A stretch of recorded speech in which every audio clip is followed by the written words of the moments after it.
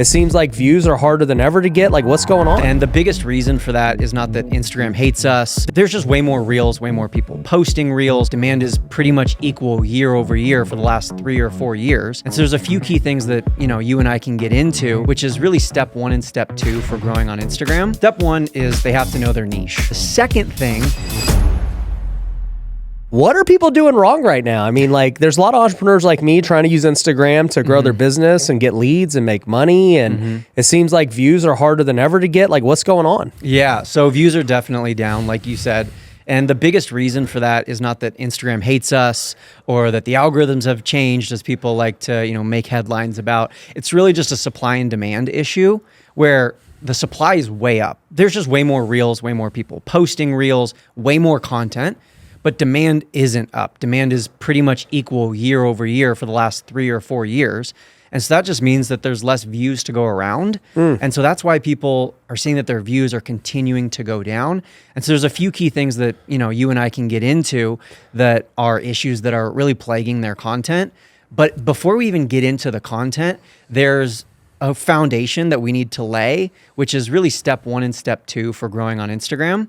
Step 1 is they have to know their niche, which, like, I know people define niche a million different ways. Some people say niche instead of niche. I define niche, first of all, I call it niche, and I define it as who you are posting for, so that, like, that ideal audience, and then what you're posting about. Okay. So those two things, that's got to be crystal clear for you before you even start the account, start posting, start trying to grow. The second thing is you got to have your profile set up correctly. Like, you got to have your bio optimized. You got to have everything set up so that it articulates your niche, so that when someone lands on your profile, they know right away, oh, I got to follow Ryan for this reason. Oh, I got to follow Brock for this reason. Then they're going to follow you. Then we can get into the content, and you and I can kind of talk about the actual issues people are making. Okay. So talking about a bio, what does a bio need to have? Yeah. The first thing that so many people overlook is that line that's right below your username, but right above the actual bio text, that, like, bold font line. It's called your Instagram name. So most people just write their first and last name there, but that line is 100% searchable. Just like your username is 100% searchable. Yeah. But you and I can't have the same username. You're stuck with whatever username you pick.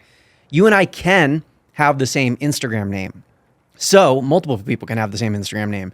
And so that line should be really strategically used to get discovered more. And you got to kind of walk this line in the Instagram name between what's broad enough that people would actually be looking it up, yet what's still specific enough so that people are going to find you. So if we were to put something like you and I, let's say we put, like, business coach, that's too broad. There's 50 million business coaches on Instagram. Got it. But if we can refine that title a little bit more to get a little bit more specific and walk that line, we're going to be that much more discoverable. And when people do click on our account, they're going to know right away, oh, this is what this person does. This is this person's title. So what does yours say right now? Mine says Instagram growth coach, a little bit more generic and broad because I've built that audience. I think it's different for someone listening who's maybe just getting started or starting over than someone like you or I who already has an audience, who doesn't necessarily need that discoverability through search as often.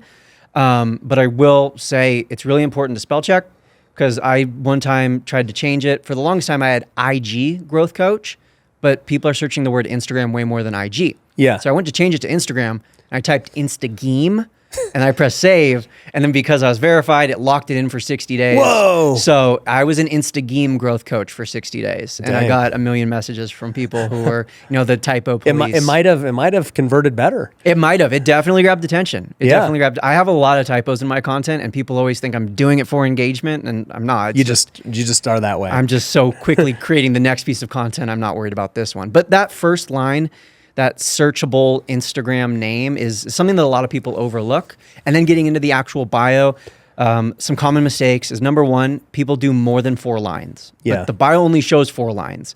You should probably only use 3 or 4. You don't want to start using 5, 6. It'd be like if I handed you a business card and, it was 1995, I hand you a business card and there's like a paragraph of text. You're not reading that. You just want, like, bullet points of information, and you don't care about, like, the fun facts. When you're meeting someone and considering following them, you don't care that they're a Virgo or that they love skiing or that they have 3 fur babies. Like, you don't care about any of that. You care about, what can you do for me? Like, why should I follow you? What's your credibility? Why can you help solve my problems? So that needs to be articulated in those 4 lines of the bio.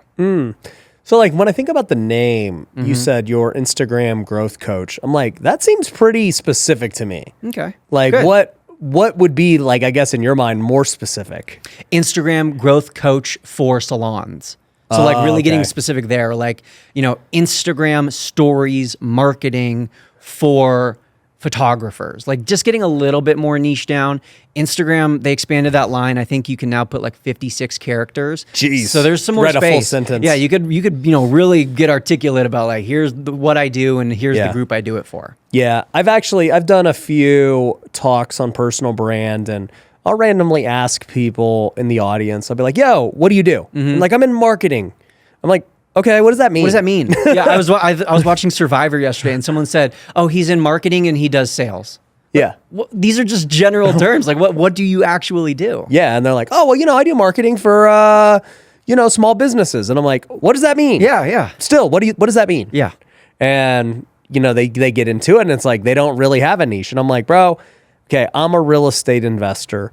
Would I hire you?" He's like, "Yeah, you could hire me." I'm like, "But why? Why would I hire you? You're not an expert in what I'm looking for, right? I'm gonna look for the guy who's like, yo, I am the real estate expert growth coach on Instagram." And I'll be like, oh, that's the guy. And you just hit on something, Ryan. You said that person might think, oh, well, yeah, you could follow me. And that's how a lot of people approach social media in general. It's like, anyone could follow me. I want everyone to follow me. And Exactly. That's true. Anyone could, and you might want everyone to follow you. But that's not how you truly are going to convert the most followers or the most followers into customers if we start talking business. It's the people who, when you show up on their profile, you're like, oh, I should follow this person. Yeah. Oh, no, you should follow me, Ryan. You should hire me, Ryan. Not, no, well, you could. Yeah, what do you think about that, right? Because now we're talking about getting very niche. And most entrepreneurs that I meet, because I would assume most people that follow you are entrepreneurial based. Would you think? Yeah. Okay. Vast So majority. with that, many entrepreneurs are very like, we like to think we're not just so singularly defined. Like, I'm not just a real estate investor, guys. Like, I do a lot of stuff. Yeah. And it becomes kind of like a slap in the face to like try and put myself in this small niche box, right? Even to this day, I still feel that way, right? Yeah. And then you get normal people who feel that way, who haven't even like done a lot yet, Yeah. right? And then it's just kind of this hard thing to, you want to be broad because you think that that's what's going to get you a lot of people. You want to be open to more people, but then you're just kind of like, I don't know, in my opinion, not known for anything. Yeah. It's like being vanilla. Like, everyone's fine with vanilla, but there's no like rabid vanilla fans out there. I mean, I'm sure there are some, but you know what I'm saying? I think for someone like yourself, you have the audience, you have the credibility you've built. Now you branch out. And that's what I tell people is eventually you can start talking about all these multi-facets of interests and expertises that you have. But when you're first getting started, you have to become known for one thing. Right. And it's so much easier to become known for that one thing than to just be like, yeah, I'm going to talk about 17 different things and hope that someone's going to be interested in all 17. Yeah. But like, even when I look at a guy like you who's established now, you're still like staying in the niche. I am. You're like, hey, I'm an Instagram coach. Yeah. I'm like, but do you know TikTok? What about YouTube? What about? Yeah. And it's like, no, I'm an Instagram coach. Yeah, I am. And I definitely like grapple with that internally because I've grown on TikTok. I've, been in the You game understand the other platforms. I understand the other platforms. Yeah. And so it is a challenge sometimes. But I know that staying within my niche is going to lead to the most growth. And so that's why I continue to grow. That's why I continue month over month to add thousands and thousands of followers. While if I, spread myself out a little bit, talked about all these different areas, I probably wouldn't grow as fast, but I might establish my credibility in other areas. So it's really just like different strategies for different goals. Yeah. Now, speaking of goals, what do you think? I mean, you just mentioned follower growth as like a goal. Is that your main goal? My main goal is business growth. I don't care how many followers I have as long as our business is growing. And I see a direct correlation, at least in our business internally. My growth, my engagement, and the number of the number of customers that we're converting in our business. And so that's why I'm continuing to grow rather than trying to, constantly re-engage people or go deeper necessarily. I'm trying to grow because that directly translates into revenue for us. Yeah. We were talking beforehand, but you have a coaching business it's only like $47 a month, helping people grow on Instagram, and you guys have recurring revenue, doing multiple 6 figures a month and recurring revenue. And so clearly there's a correlation of growing your following and putting out good content, and your business benefits from it. Yeah. How long has it taken to get to that point? WealthCon is coming back to Las Vegas, July 19th to the 21st. And man, if you are a real estate investor, you have got to attend this event. We are going to have some of the best in the game coming, guys like Brandon Turner and many others. This is going to be my favorite one yet. We're going to be at the Caesars Palace. Come hang out with over 1,000 investors and entrepreneurs who are trying to scale their business. You might meet your next private lender. You might meet your next partner. You might meet your next employee or the next person who's going to give you a deal. WealthCon is an event like no other.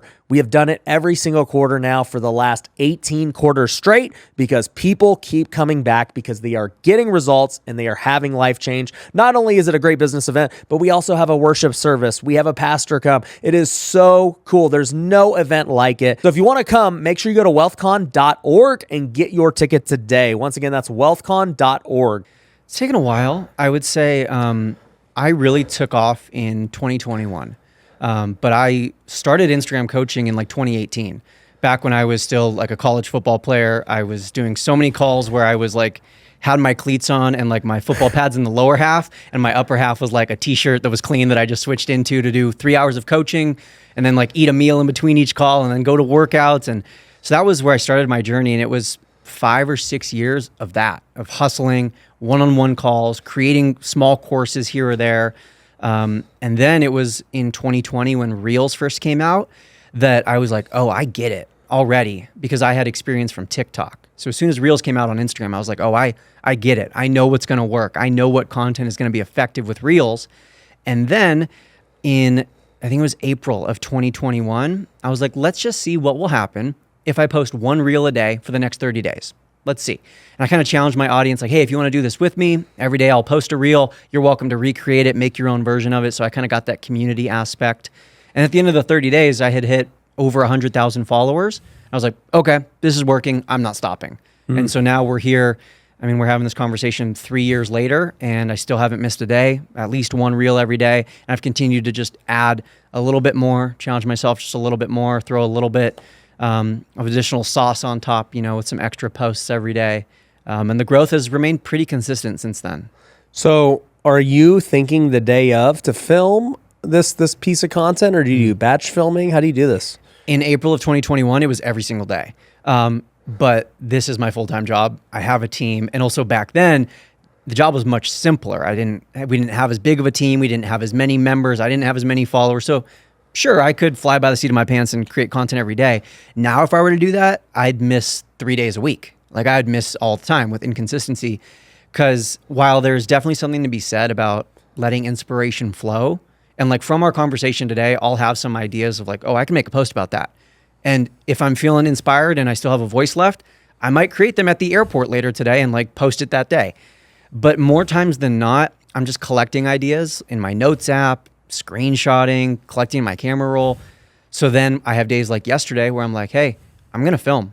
I'm going to film, 10 videos today, send them off to my editor, let her chop them up, and then I'll space them out over a month. So I don't have to create every day. That's right. That's the difference. You got some backups in the can. Yeah. So it's the differentiation between like having to versus wanting to, really. Right. And so you said you'll sometimes just go, so do you just film everything on your phone?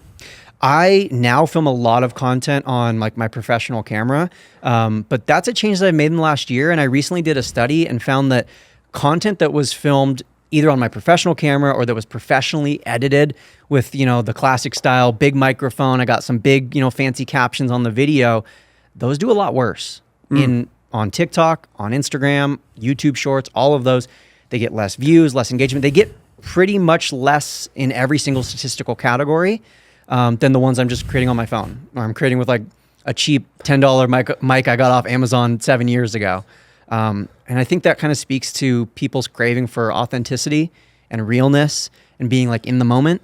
So I definitely do both, because the benefit of the camera one is I can send it off to an editor and it's a lot simpler for me. But yeah, I definitely mix and match. So, when I got started on TikTok. This was in 2020. I did 2 a day every day.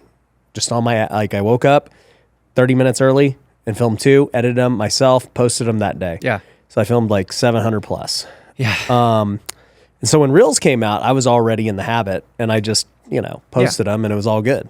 But all those were raw, phone, everything. And, then I realized like, oh dude, we could just repurpose all my stuff. This is amazing. I don't have to do nothing. Yeah. And so we did that for years. And then, now, it's like trends are just always changing. And so like, I'm with you. I've posted some on my phone where I just talk for like a couple of minutes and they crush. Yeah. And then they posted me in the car recently just talking and like people like it. And then, like the repurposed stuff like this doesn't do as well anymore. Yeah. Yeah. I think like we were saying, it's the authenticity. I think each platform's a little bit different. So I think Instagram, they still favor this kind of content, podcast content, more professional content a little bit. Whereas on TikTok, they're just like, give me the raw, the imperfect, the like on your phone, unpolished content. They prefer that a little bit more. And then YouTube is really different whether you're looking at shorts or long form. Right. I think long form YouTube is the only platform that I can think of where the amount of effort you put in directly correlates to the output you're going to put out. I think the more time you spend thinking about your thumbnail and your title and the SEO and scripting the video and planning it, the better your YouTube video is going to do, usually. Whereas on Instagram and TikTok, I hear from people every single day, the video I spent 3 hours on did the worst, and the video that I whipped up in 5 minutes did the best. And again, I think it just, to bring this full circle, it goes back to the authenticity of creating things quickly and in the moment and not trying to make them perfect. Yeah. Gary Vee just recently came out with a new book, Day Trading Attention. And I've been reading it. And one thing he talked about was like the TikTokification of social media. And what's interesting is he's not talking about like vertical videos. That's at first what I thought he was talking about. He was talking about how what was so exciting about TikTok 4 years ago was that anyone could go viral instantly. And because you're in Instagram 2018, it used to just be a pay to play game. It was like, bro, everyone just bought followers and shout outs, and that was the only way to get seen. Yeah. And so I just never even cared about Instagram. I was like, what's the point? You can't even grow. And then when they released Reels, it was like the first time ever where it's like, hey, dude, anyone can grow now. You don't have to be following them. You don't have to go find them on like the Explore page and all this. And Gary Vee was like, bro, it took me 15 years to build my brand. Now you can get more views than me just getting started if you make a good piece of content. And he was basically like, these platforms are now interest-based in that it doesn't matter who you follow. It's just going to know what you like, and it's going to serve you up that content, whether you follow them or not. Yeah, absolutely. And like you said, the TikTokification, TikTok spearheaded this. And to this day, the TikTok algorithm has this double-edged sword because of this. They don't care how many followers you have. They care what you're interested in. Yep. So that's why people are like, oh, I'm on Book Talk or I'm on surfing TikTok, because when you scroll through your feed, you're getting shown videos of what you have previously engaged with, not who you have previously followed. Instagram is kind of a hybrid. So the Instagram feed shows you a mix of who you have followed, but also the topics that you're into. And it's getting better. The algorithms are on all these platforms at really figuring out what is that specific topic you're into right now, and let's show you more content about said topic. The Reels feed on Instagram leans even more towards TikTok, where it's even more, less about who you follow and even more about just what videos are you liking right now? What content topics are you most interested in? Yeah. With knowing that, I guess for most people, what should be the metrics they look at? Because like on one hand, like we could judge by followers. Another hand, we could judge by views. Another hand, we could say, well, not all views are created equal. Very true. So at the end of the day, I guess it's just like, how much money do you make if you're just basing it on your business? But like, what would you define for most people as like what they should be trying to get? Yeah. So you said views. I think views are always going to fluctuate, and I think those aren't what you should base your success off of, or so many people base like their worth or how good their content is based off their views. I don't think that's worth it. Followers, Instagram CEO recently came out and said, following doesn't really matter, like how many followers you have. It matters much more how much engagement you're getting. And I think that's true. While having a large following does definitely mean that you could potentially reach more people, it's not a guarantee. The two metrics that I think people should focus on the most, especially with social media, short form video, vertical videos, is number one, watch time or watch duration. Yep. Because all of the platforms are getting a lot smarter in what every platform wants, and every social media expert for a decade has been saying the social media platforms want people to stay on their platform for longer, right? Like that's how you win. That's how they win. That's how they sell more in ads, is they get people to spend more time on Instagram. And so for the longest time, Instagram was doing like a indirect way to figure that out. They were like, oh, if this post got a lot of likes and a lot of comments, it must be keeping people on the platform for longer. Yeah. Or if, hey, this is getting a lot of saves, it must be keeping people on Instagram. So let's show it to more people. But then people like you and I started talking about that. We started gaming the system. We started telling people, save this post if you learn something new. And so now that engagement didn't necessarily directly relate to more time on the platform. So now the platforms are like, let's forget the engagement. Let's just look at how long are people spending with the video. So that's the first thing I would pay attention to. How long are people watching your video? The second thing that is an actual form of engagement, by far the best form of engagement on every platform, is shares.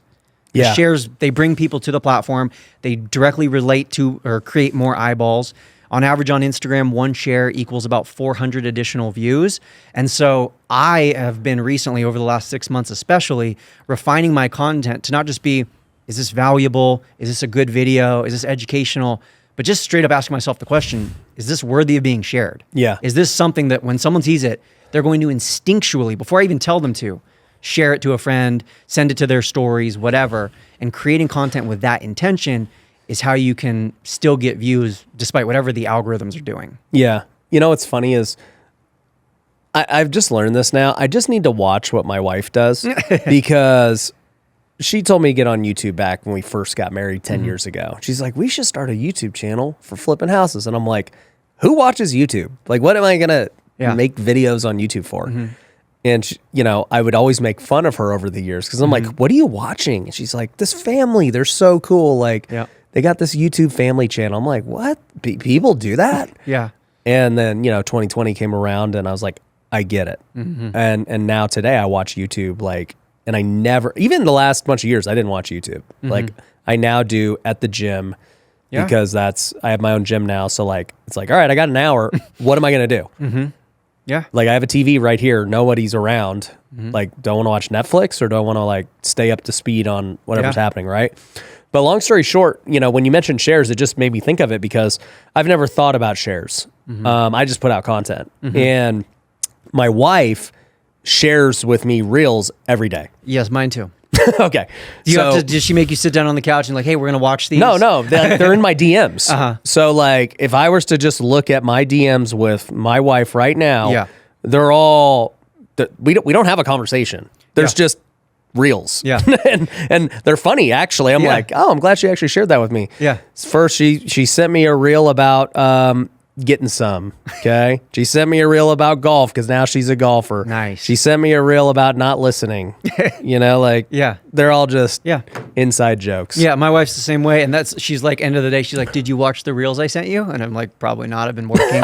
And then she's like, sit right here. And then we watch them together. Okay, she doesn't hold me accountable. Yeah, she holds them. me accountable to make sure that I watch everyone. Or if I'm in a meeting, she'll send it to me, or she'll save it for later and then send it to me once I'm done with the meeting.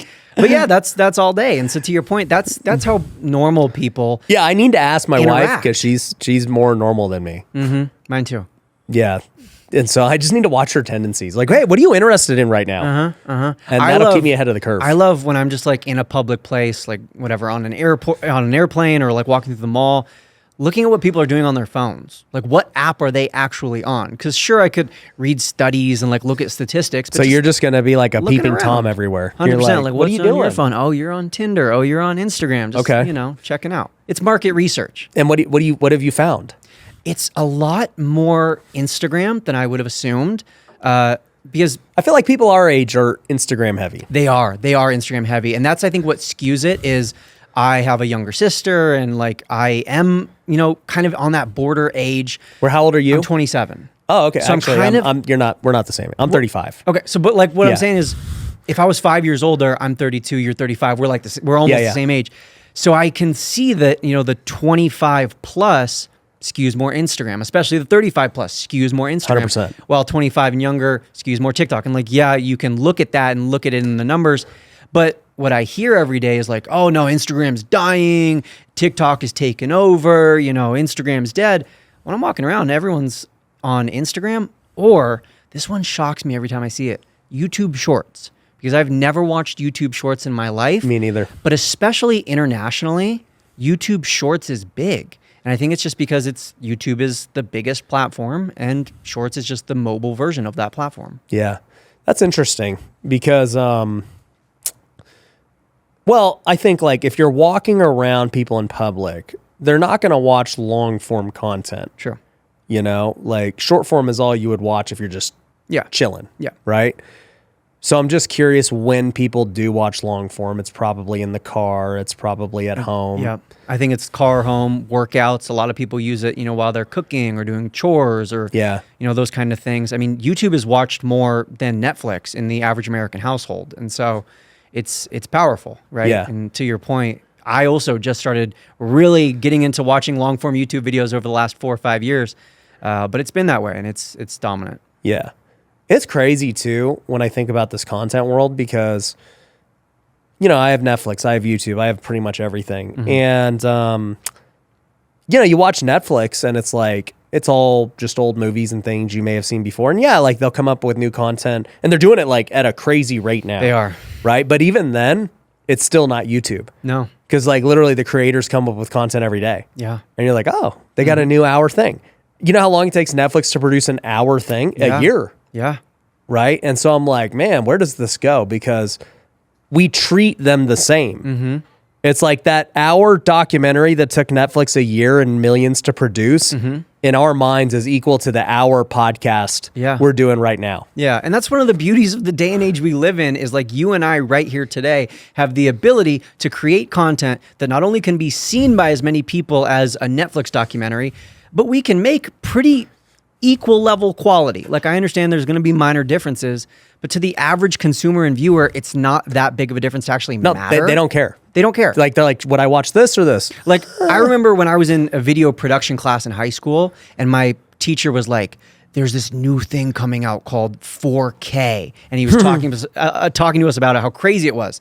Now every phone in the world has 4K video capacity on it. Like that's insane. And that's in just about a decade. Yeah. And so I think we're in this really cool time in history where we have the means, we have the capacity. It's still free to post on social media and reach all these people. And it's pretty awesome. Where do you think the future goes, right? You said it's still free. Yeah. We have, everybody has the ability to create content now. Mm-hmm. There's editing things. There's subtitle things. Yeah. Everybody has a good phone. Mm-hmm. Like you're saying already, like there's this now way more supply of content because it's more accessible. Mm-hmm. More people realize it's important to do for your business and your brand. Mm-hmm. Where does all this lead? I think it leads a few places. In the short term, like we were just saying, we can all pretty much create content that is good enough. Even anyone listening to this podcast who's like at 300 followers and they're like, oh, my content is nothing like Brock's and Ryan's. No, they can probably create content that is good enough. Maybe not A+, but it's good enough to get by. And so now we're in a day and age where it's all about quantity. And I don't want to say quality doesn't matter. You have to have a baseline level of quality, but once you reach that level of quality, dial up the quantity. And that's how you win. That's how you grow. Like every social media platform is pretty much, if you can dial up that level of quantity, the amount you're posting, that's how you're going to grow. That's how you're going to see results. That's the short term. And that's how you win in this supply demand game where demand is the same, but supply is way up. The only way to beat that is to make your supply even higher, right? Well, before we go into the long term, question about that. So, how much is too much, right? Because most people, right, won't have the too much problem, right? They're all just like, dude, I post so much. And I'm like, how much? I love that you're saying this because they all think that that's a problem they're going to run into. But like you just said, no one's really going to run into that. But no, they're like, dude, I post so much. I'm like, so how much? Yeah, 5 days a week. I'm like, I'm like So you post 5 times this week. Yeah. You think that's too much. I posted 5 times in the last hour. Yeah. So what are we talking about? Yeah. Right. But to go to that point, with reels, I was doing 6 reels a day at one point. Now, a lot were repurposed. A lot were just repeats of previous reels. And maybe there was like 1 or 2 that were actually like new reels. So like for me, having a team, I could just produce it at scale. Yeah. Now we're doing like 2 a day. But I'm just curious if you think there's a point where it does become too many. I think, and what we've studied all the way up to 5 a day. In terms of like actually looking at it. We haven't studied quite 6 or 7 a day, but looking at the trend from 1 a day to 2 a day, 3 a day, 4 a day, it goes up and to the right, which is the more you post, the more you grow. Instagram CEO said it himself. I think if you start getting to the 12 a day, 15 a day, which is, we shouldn't even talk about it because it's unfathomable for anyone listening, then it starts being too much. But what scares people is they go from 1 a day to 2 or 3 a day. And they see their engagement go down a little bit. Yeah. And then they're like, oh no, this is what I base my worth off of. So now I can't do this. It's not working. But in the short term, your engagement usually does go down a little bit. Your views usually do go down a little bit when you increase that frequency. And you do usually get some unfollows. People will be like, whoa, I didn't sign up for this much content, and they're unfollowing. In the long run, it generates the most growth. Yeah. And so it's really just, are you playing the short game or are you playing the long game? Are you desperate for views right now and you want to get a brand deal this week? Or are you building a business that's going to be around, 3, 4, 5 years from now? My philosophy was always like, okay, yeah, maybe if I posted once a day, I might go get 50 to 100,000 views on a video, right? But like, if I post 5 times a day and I get 30,000 views or 40,000 views on all of them, that's more views overall. Exactly. And it's rarely ever the exact same audience. There's definitely some people who see both, but what I hear from everyone on social media is, my followers don't see what I post. No one's seeing my content. It don't really matter. Post more of it, right? Like post more of it. If no one is seeing the one thing you post 3 times, and now you've tripled your chances of potentially getting seen. Yeah, it's free. Yeah, you might as well. Yeah. Right? And that's to get back to the long-term conversation, is like right now it's free, but it's getting increasingly pay to play. We've seen it happen on X big time, where it's like you have to pay certain levels. The more you pay, the more features you get. You won't get discovered by new people unless you're paying a monthly fee. And now Instagram has this new thing called Meta Verified Business, which is like the blue check mark. But now they're rolling out a new subscription model that is specifically just for businesses, supposedly. And I created some drama when this first came out by posting about it, but it says you're going to be like a featured account. And then if you pay the top tier, it says you're going to be the most featured account. So what does that mean? Does that mean you're getting more views? You're showing up more in the feed? Instagram says it's not going to directly generate more reach, but we'll see, right? Time will tell. And the most expensive tier is $350 per month, which the average content creator or business owner probably isn't going to be able to afford. So it's going to be interesting. And if nothing else, it's the beginning of, hey, pay us as the social media company and we'll give you these features. We'll give you these extra benefits. And so I could very realistically see in the next 10 years or so, social media being a pay-to-play space. What do you think about that? I think while it is scary, at the end of the day, the content creators who can make engaging content are the ones who are going to win, because it's not a sustainable business model for Instagram to say, we're only going to show content from the people who are paying us, because then the consumers are not going to stay consuming. We're going to be over it. Your wife's not going to be sending you ads that she sees on TikTok. She's going to be sending you the great videos that she sees by great content creators, the funny, hilarious moments that she can relate to. And so while I think it's definitely going to be a challenging environment and maybe a tougher to grow environment, at the end of the day, the people who can make good content and who can make a lot of it are the ones who are going to win. Yeah. I mean, I don't know. I look at it, I'm like, $350, like, friggin' whatever. And I'm like, but if there are people who don't want to pay it, and for me, I'm like, that's nothing for what we, pay anyway. Agreed. For our team. I'm like, that sounds good for me. Yeah.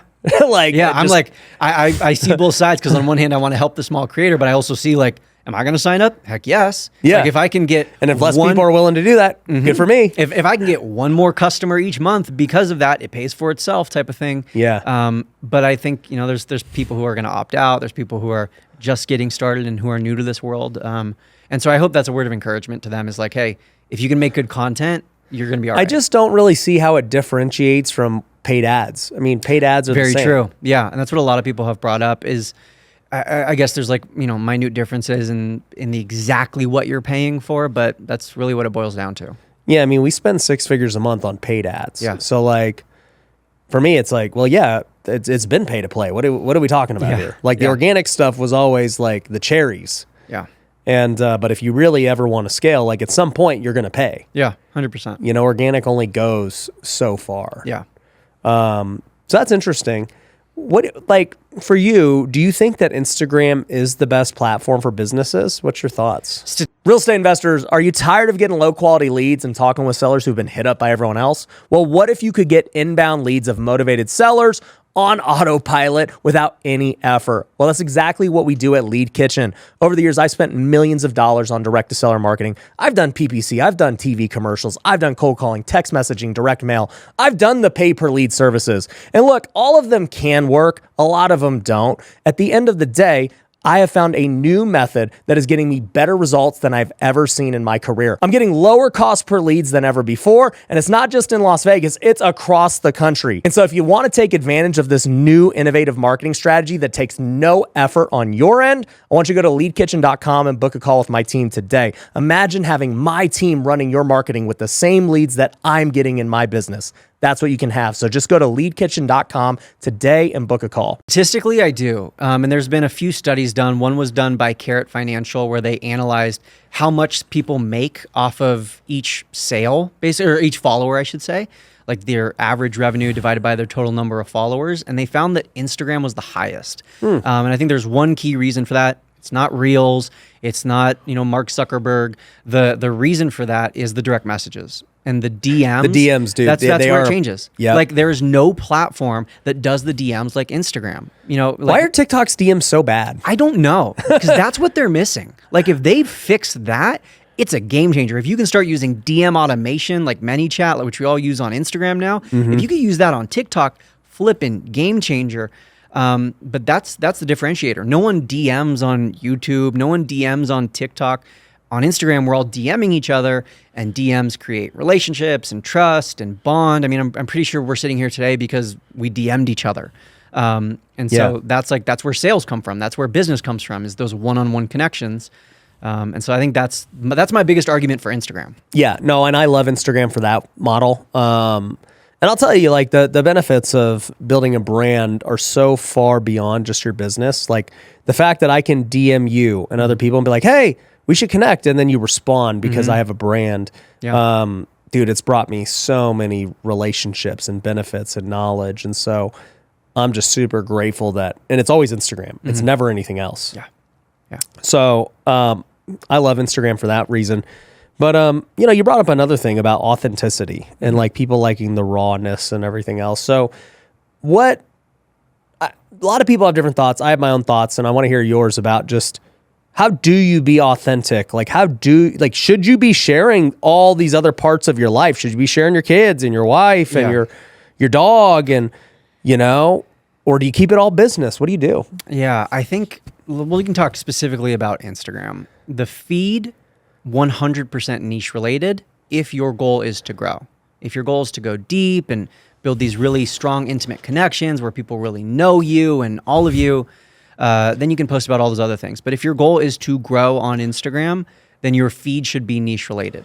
So the reels, the photos, carousels, niche related. Your stories, let your freak flag fly. Post whatever the hell you want on your Instagram stories. Post about your faith, your family, your pets, whatever.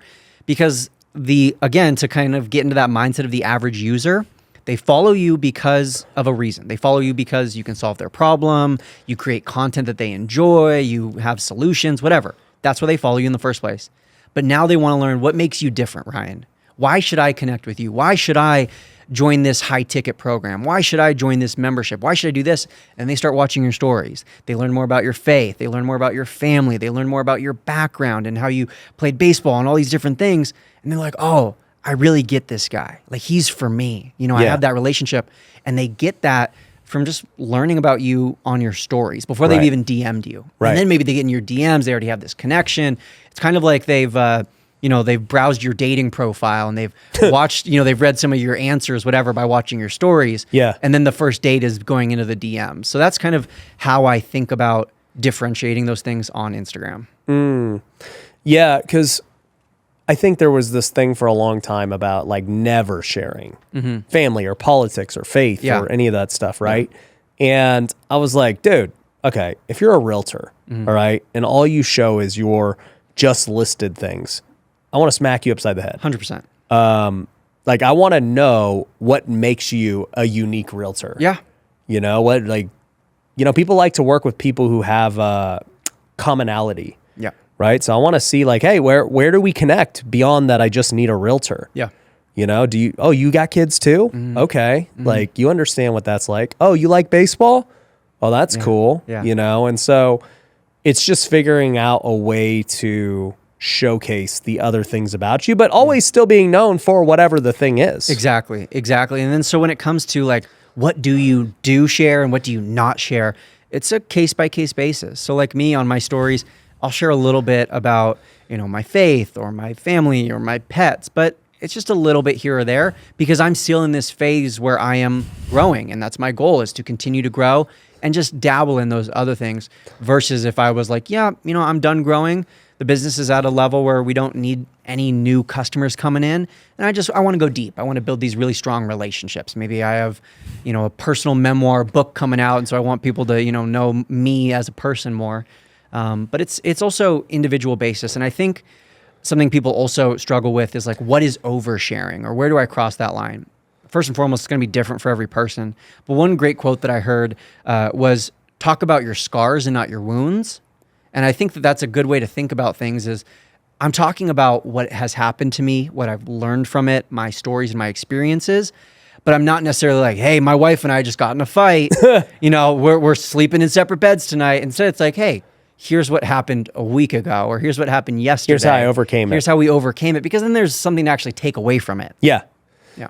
Yeah, that's true. Right. The people that are constantly posting drama. Yeah. Drama after drama. People are like that. Well, also you attract drama people. Yeah. True. Like, you attract what you put out. So if you are putting out super, like, every story or every post even on the feed is like your political beliefs and your faith, you're going to attract people who want to talk about that stuff. Whether they agree or they disagree, they want to hop in your DMs and yell at you or hop in your comments section. So you attract what you put out. What do you think about controversy, right? Because like, I guess being controversial will definitely get you views and engagement and theoretically growth. Yeah. I mean, even talking about controversy is controversial, I feel like. But I think that there's kind of two sides to this, two different kinds of controversy.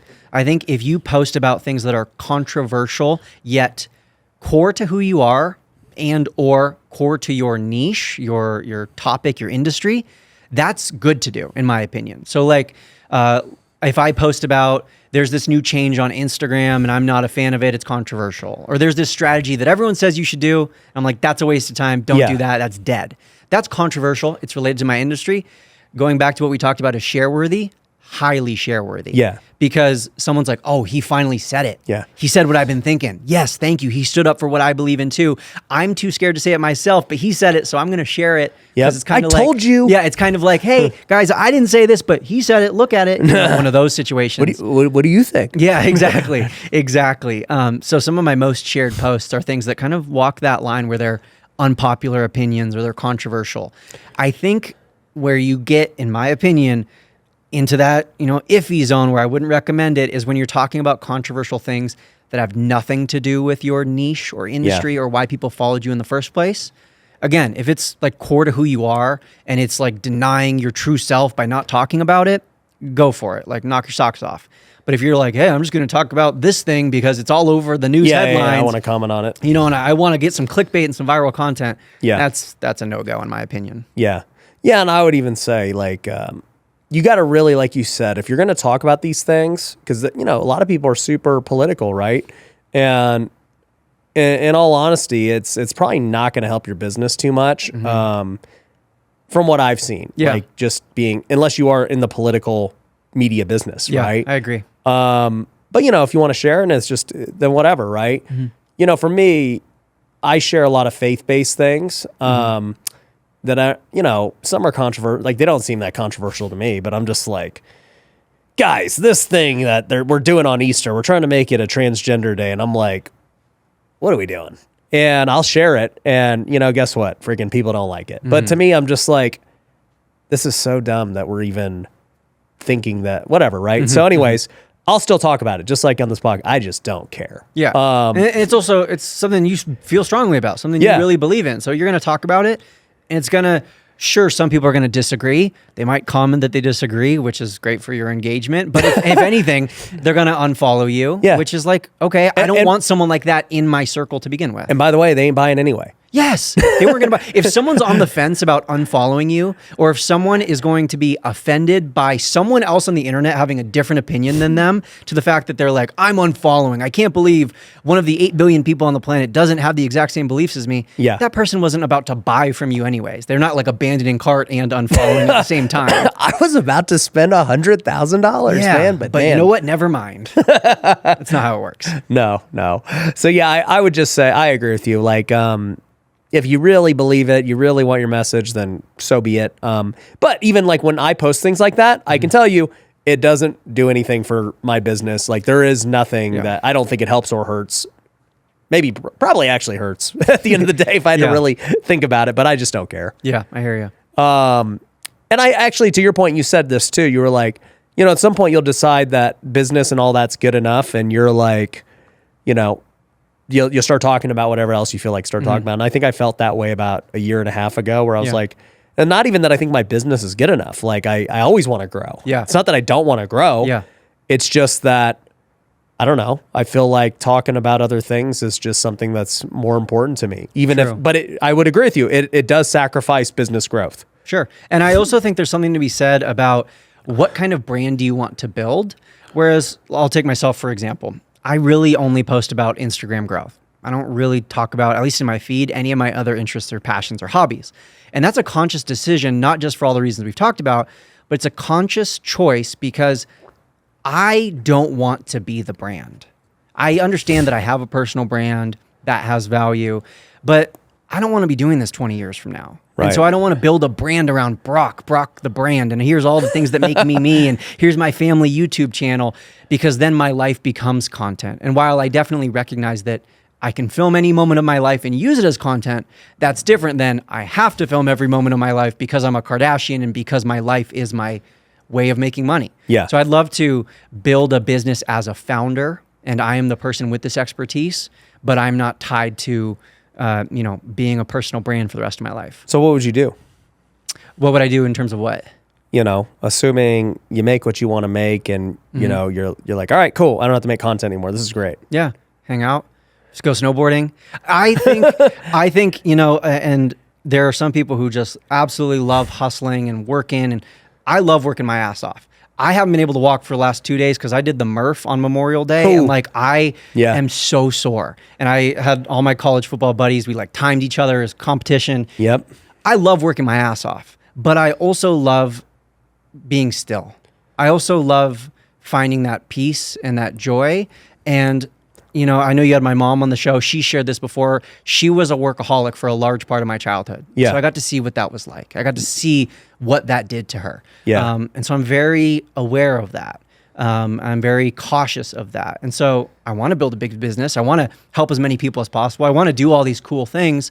But I also have to constantly keep in check my ego and what truly matters to me. Because if in 5-10 years I've built a business that I am proud of, I can retire. And I'll still work, because I think there's, people like us are never not going to be able to work. We're never not going to be able to help people and serve and work on things. But working as hard as I am right now, I don't want to be doing that 20 years from now. So what do you think about, just in general, balancing business and content, right? Mm-hmm. You're in a unique spot where content is business. Yeah. You are in the content business. Yeah. But you do run, a multi-million-dollar company, and there are different parts to that in itself. You got employees, you got to go fulfill, you got budgets and all these things that go with it. And I think a lot of entrepreneurs struggle with balancing the two. For sure. And I go through seasons of my life where I'm like, all right, guys, I'm all in on content. The businesses are pretty stable. Yep. You know, I'm going to like really focus on this. And then I go through times where I'm like, dude, everything's falling apart. I got to go be in the businesses. Yeah. I'm going to still make content, but man, I'm like not putting much effort into it. Like, you know, I'm going to film this and we're done. Yeah. Yeah. I'm the exact same way. And I love that you brought up seasons because that's what it is. It's seasonality for your business and your life. There are seasons where I'm like really inspired and I'm going to create a ton of content. And I'm going to really hone in on the strategies. And then there's times where it might not even be that like the business is struggling or there's challenges, but just I want to solve this problem or I want to, you know, do this new initiative in the business. So I'm going to focus more on being an actual CEO and not just a social media manager / content creator. Yeah. I think both are important, but I think ultimately your business is what's going to make the difference. Your business is what the bottom line is. Your content drives people to the business. And so while it's important, if the business isn't set up successfully on the back end, if you don't have everything, you know, buttoned up and oiled on the back end, then it's a waste of time. So I think the majority of your time and efforts should be spent either on the business or setting up content systems so that it can be on the business. Do you ever make content that does not benefit the business? I do. Some of it's just personal joy and satisfaction, and sometimes it's things that might like indirectly benefit the business, but might not directly, you know, generate customers. Yeah. So how much time do you spend creating content a week? A week? Maybe only, if you include podcasts, I would say maybe like 2 to 3 hours a week. But if you take out podcasts, I'm maybe an hour tops a week. So it only takes you an hour to post once a day. Yeah, because I'm not creating once a day. You know, like we talked about earlier, I'm batch creating. And now I have systems where I can upload. I have an editor who edits. She gets me. She knows my style. She knows my pacing. I don't have to give her any feedback. I don't have to give her any instruction. She knows. She can pass that off to my manager who can get everything scheduled. I can give the green light, making sure that it's all scheduled appropriately. It's posted when it needs to be posted. I don't have to worry about that. So it takes you like 10 minutes to just film a reel. Yeah. Yeah. Probably even less with the majority of my reels. And then what about like, how long does it take to come up with the ideas and the scripts and what you're going to do? Mm-hmm. I rarely sit down and I'm like, okay, now I'm going to come up with reels. When I do that, they're the worst reels. Oh. Like if you look at my feed, scroll through all the ones that have done the worst, those are the ones where I sat down at my desk and I was like, I'm going to come up with a reel right now. I'm going to find inspiration. Yeah. No, the best reels are the ones where I'm like, oh, I had a conversation with you and I had this thought and I'll be lucky if I remember it, but I had this thought. I'm going to write it down when we're done, film it tomorrow. Or oh, I was on this flight and I was watching this couple next to me argue and I got a story that I could turn into content. I thought you were going to say I was watching their phone. I was watching their phone and they were watching reels. No. The inspiration and allowing it to strike anywhere. Oh, I'm watching TikTok. That would be a good reel, by the way. You talking about how you're, you know, a peeping Tom. I should of do phones. that. I think that would be good. I should. That's the hook. Is I'm a peeping Tom. Watch your backs. I guarantee that'll do good. That'll grab some eyeballs. But yeah, just letting inspiration kind of flow. I have a note on my phone that's got like hundreds and hundreds and hundreds of posts that I've screenshotted or got the link for, or I've come up with on my own and just like wrote the hook out.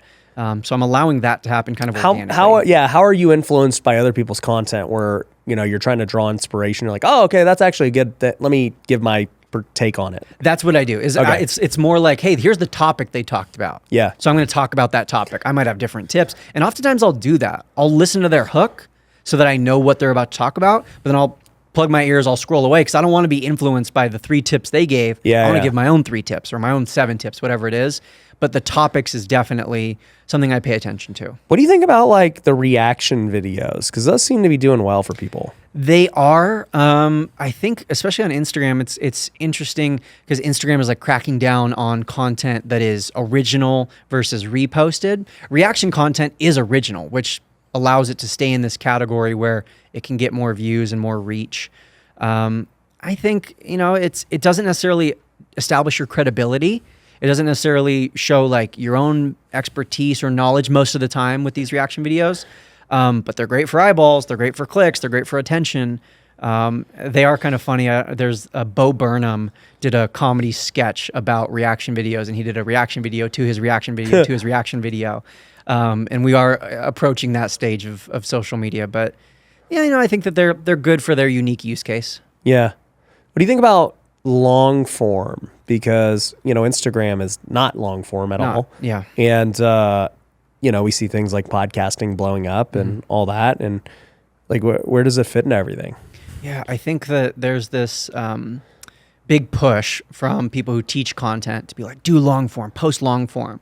And there's definitely a lot of value within long form, but it's not like, oh, if you just make your videos longer, you're going to get more views. It's ultimately how long can you keep people watching? So if you haven't refined the skill of keeping someone's attention for 12 seconds, you ain't going to keep it for 12 minutes. Yeah. So you have to learn that skill. And there are definitely people who are, better at storytelling and they are more engaging when they tell a long story. But for most people, that's not the case. And so I think long form is very beneficial. I think the long-term effects and implications of long-form content is big. Like if I think of YouTube videos that are 12 minutes long or 30 minutes long, those are going to be watched 10 years from now, and they're going to still provide value and teach people, whereas, a 7-second TikTok is not. Right. And so I think that's the real differentiator with the value of long-form content. Yeah. Like I've always just found that long form, obviously it's searchable. It will get recommended a year or 2 years later. Like you're not getting that on Instagram. No. Like Instagram used to only be recent. Yeah. It used to be like last 24 hours. Yeah. Now it's at least like the last couple weeks. Yeah. But yeah. Yeah. So that was a change even. And, I don't know. I get excited about all of it personally because as the algorithm gets more sophisticated, I just think the cream rises to the top. 100%. Like it's just only going to benefit me if I'm good. Yeah. And like it's just going to push out all the crap. Yeah, and that's why I'm pushing so hard for everyone right now to refine those skills and to practice, because I know we've talked about algorithms changing and pay to play and the changing of the platforms. Like I said, if you can make good content, like you said, the cream will rise to the top. Like that is how you win. Just make better content. Easier said than done, but that's really what it boils down to. How much does someone need to start?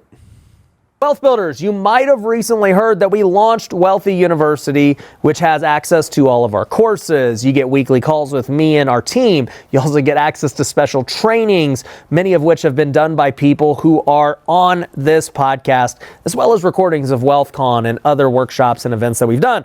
But even though that was good, I actually want to make it risk-free for you to try for yourself. I'm giving all of the podcast listeners a 14-day free trial by simply going to wealthyuniversity.com/podcast. So if you go check out that link, you'll be able to get access to your 14-day free trial right now. You'll be able to go check out the course. You'll be able to go check out calls, trainings, and everything else, and then see if it's a fit for you. There's literally no risk to doing it. So go to wealthyuniversity.com/podcast and go get your free 14-day trial of Wealthy University today. $0. We all have smartphones that can shoot at 4K. The microphone on your iPhone is good enough. I don't think you need any money.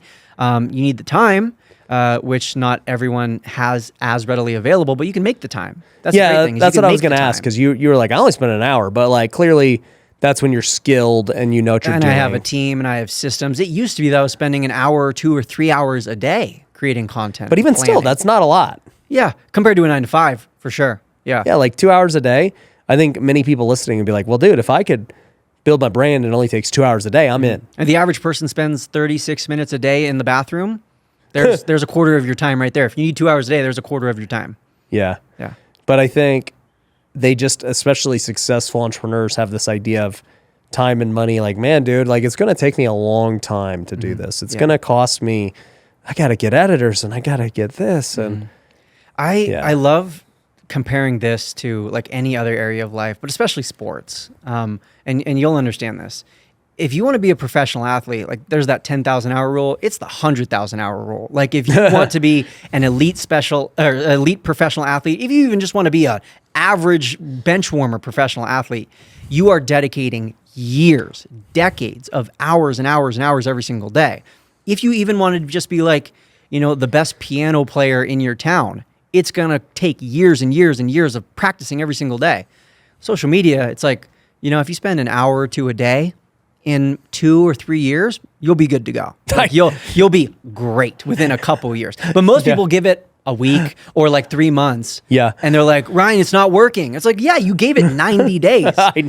Dude, I'm glad you bring this up because, obviously I come from the sports world. And so, I spent 20 years just grinding it every day. And I still wasn't good enough to get to the big leagues. Yeah. And like, dude, I gave it everything I had.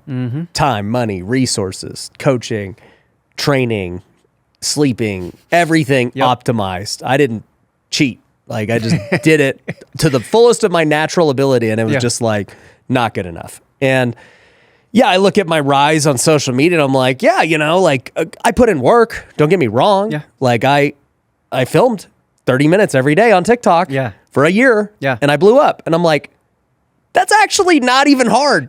I am 100% the same way. And like, I totally agree. My football background is the same way.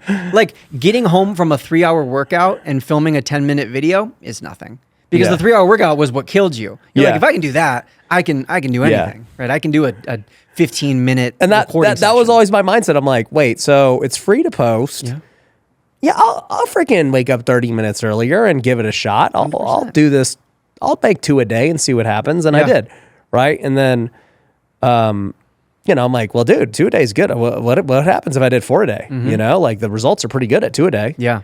And what happens if I hire some team and help me out? And like, what happens there? And, now today, I spend, I do long form. So I probably spend 5 hours a week on content because I film 2 to 3 podcasts a week. And I don't really film any short form. If I do, it's kind of like cameo type stuff. So I'm just like already doing it. Yeah, totally. But the point is, so like most people would say, like I'm at a high level for an entrepreneur and I put in 5 hours a week. That's pathetic. Yeah. Yeah. Like that's really pathetic when you think about it at like honing a craft. Yeah. And that's all it takes. Yeah. I think about the same thing. And I think you and I were really lucky that at a young age, we got to learn to embrace the suck and enter the pain cave and like learn all these skills about discipline and consistency and showing up and all this stuff from sports.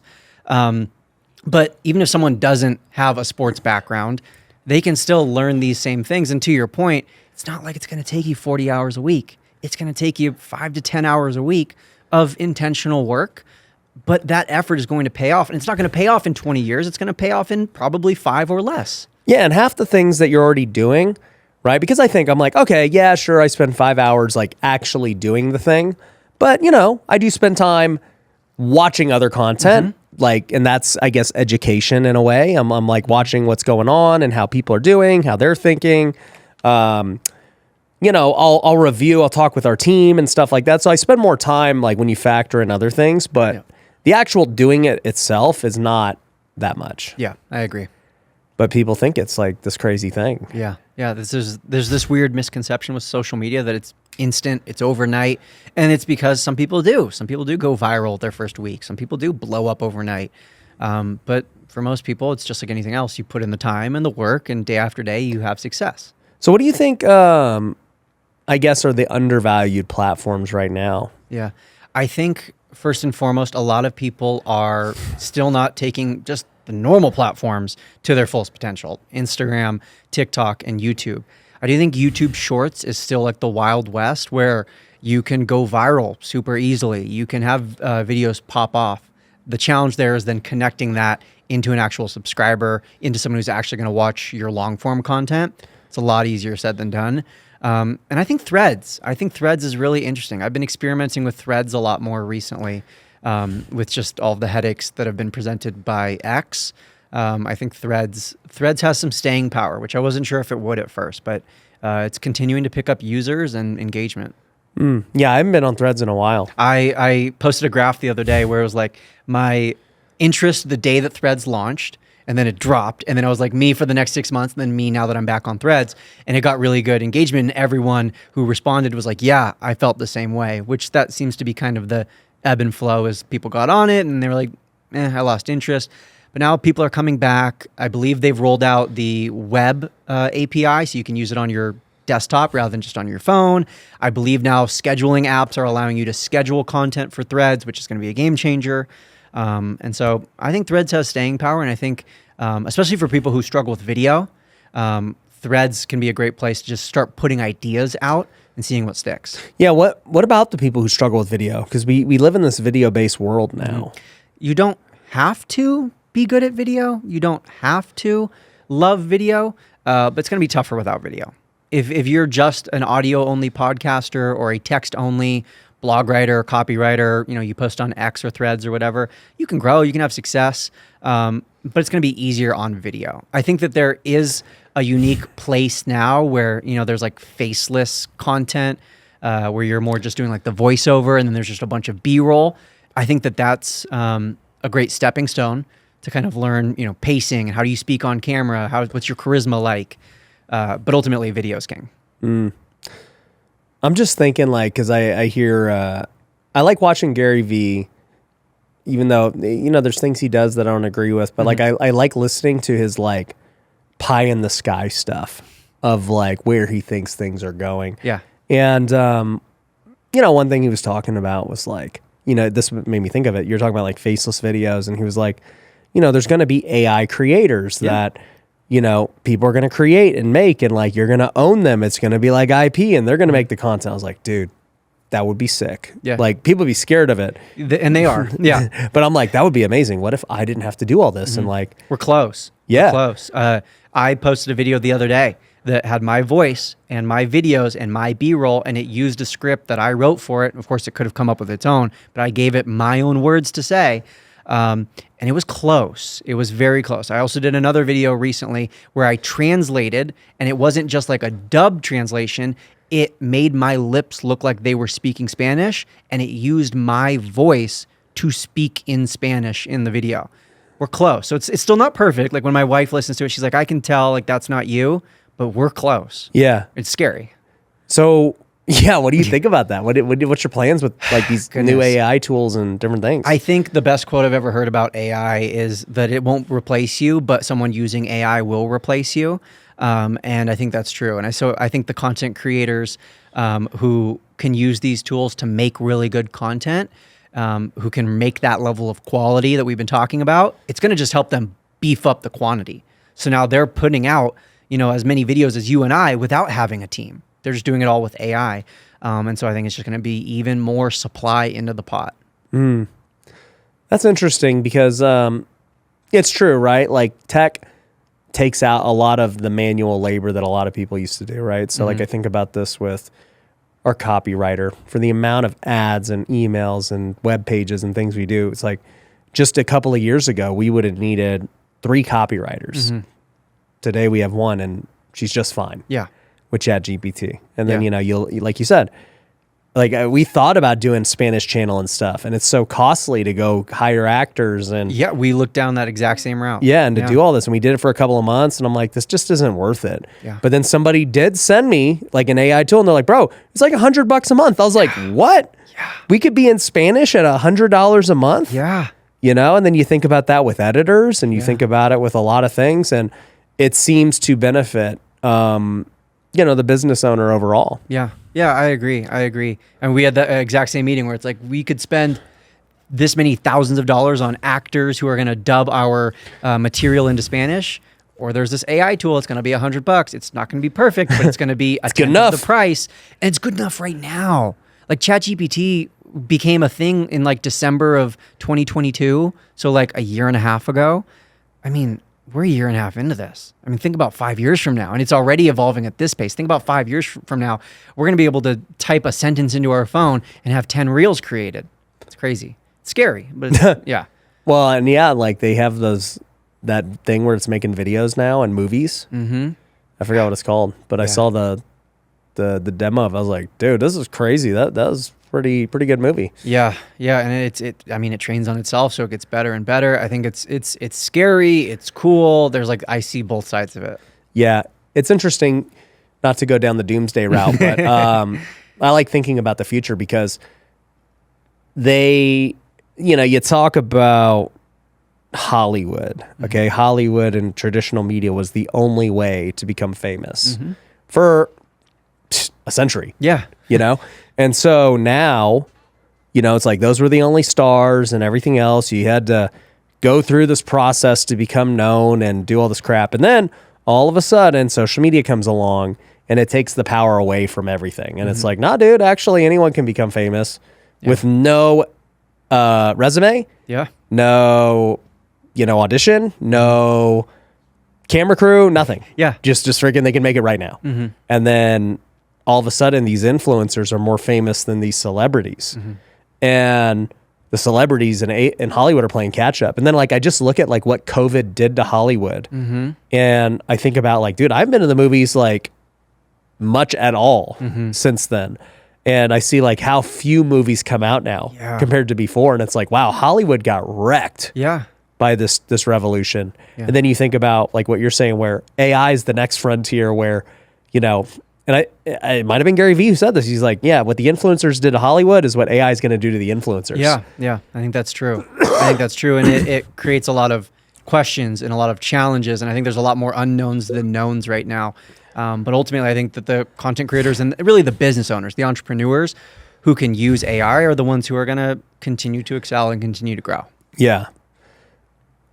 I think it's just becoming, for me anyways, I've really embraced the skill of marketing the last year. And it's like, man, content is marketing. And then I've really embraced just taking over my marketing department and just understanding psychology and where people attention is at and all that. Because truthfully, like I've talked to Gary and had my friend Neil Patel speak at my event, and we filmed a bunch of stuff together. But he always told me, he's like, Ryan, if you just focused on real estate, you would make significantly more money. And it's kind of like what you're saying. If you just focus on your niche, you're going to do better, period. Money-wise, business-wise, everything else. And that idea, I actually really took it to heart because, I've had my mind on lots of things because I'm so interested in many things. And it just dawned on me. I was like, I need to combine my skills in marketing and real estate. And so that led to like our newest business. It's called Lead Kitchen, where, we're using all of our skills to go generate leads for real estate investors. And I think that could be the biggest thing we do because we're utilizing all this technology and different things. Like everyone needs leads. Yeah. That's not going away. Yeah. I don't care how much AI you have or everyone needs leads for their business. And I'm just like, man, if you're not thinking about marketing as a business owner, like I just don't know how you have a business. I know. I don't either. And especially social media marketing. We keep going back to the fact that it's free. And now so many of these AI tools are so inexpensive. So you can dominate a free platform with an inexpensive tool and reach hundreds of thousands or millions of people, generate leads for your business. And most people still aren't willing to do it. Yeah. I get it when before nothing was accessible. Yes. Yeah. It's like, dude, you're going to spend a bunch of money. It's nobody knows how to do this stuff. You need a very skilled person. It's like, no, dude, we can all become pretty good copywriters now. Yeah. You should see my grandma's reels. Like they're not bad. They're not bad. And they're more noise in the market. They're increasing the supply, right? That's my grandma. She's 70 something. She can create reels just as good as anyone else. What is she watching? I don't know. I think mostly golf videos. She's a big golfer. Oh. So I get lots of golfing videos from her. She's cool. I would like her then. Yeah. Grandma Melvin, she's like 4'10". She's a little fireball. Just 4'10" hits bombs? Oh, yeah, 100%. Oh, sick. She every week she calls me and tells me what tournament she's won this weekend. And, yeah. Dang, 4'10" grandma smashing golf balls. She's getting after it. She needs to make, does she make golf content? She doesn't. Dude, I'd watch that. I would too. I know. I need to get her on it. Dude, she could be a huge golf influencer. 100%. That's funny. Well, dude, I've had a blast. I agree with everything you're saying. I think people need to, start doing this stuff for their business. If they want to grow on Instagram, how can they do it? Where can they find you? Best place to find me is MySpace, myspace.com. No, Brock 11 Johnson is where I am across all platforms, Brock 11 Johnson. That's the best place to get connected. I'm very active in my DMs on Instagram. You will get a response if you DM me. Yeah. And you don't got to be famous. No, you don't got to be famous. No, I mean, it helps, but it helps. You might get a faster response, but no, you will get a response if you DM me. Dope. Well, guys, go check them out, and we'll catch you on the next episode. Peace.